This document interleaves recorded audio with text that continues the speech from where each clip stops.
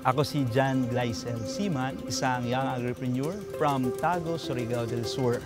Ang produkto ko po ay Aquamarine Products. This is an enterprise na kung saan we provide food, can provide also maraming jobs, and it will impact our community.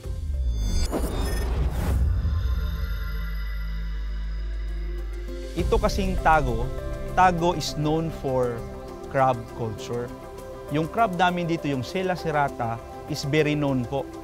So, masarap ang alimango namin dito. Pinasok ko po to because at young age, yung parents ko is farmer fisher folks na po talaga sila.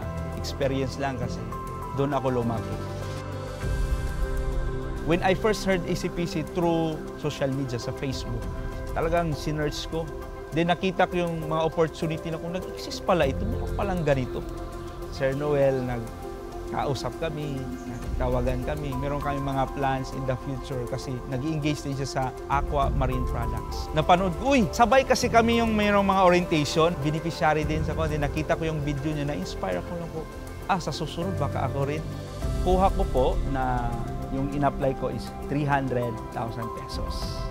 Nabigyan ako ng opportunity, number one, na hindi ako mag-fail kahit na I was hit by the typhoon. Ang nangyari, nakapag-restart ako. Pangalawa, kailangan huwag tayong matakot mag-fail. Do not be afraid. Sa ACI, yung partner lending conduit po na kung saan ako nag-avail, I am so much thankful kasi island po to, pumunta po talaga siya dito. Patuloy po kaming nasa likod nila, no? Patuloy kaming susuporta sa kanila, especially kung mayroon silang mga pangangailangan. Lalo pag nandyan din yung ACPC, saan doon kami kumukuha ng pondo para naman na ibahagi natin sa mga farmers.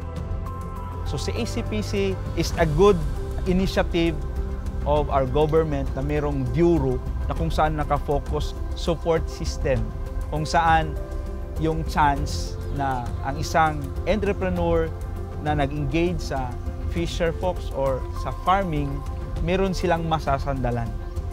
So maraming salamat sa ACPC. Sa mga pelo ko nga mga kabataan, ito yung ma-advise ko. We have this time na kailangan natin i-take itong opportunity na to. We are so blessed na merong Young Agripreneur Loan Program. Because very flexible at for startup talaga or andyan pa sa stage of ideation, take a chance. So huwag kayong matakot, mag-avail kayo ng Young Agripreneur Loan Program.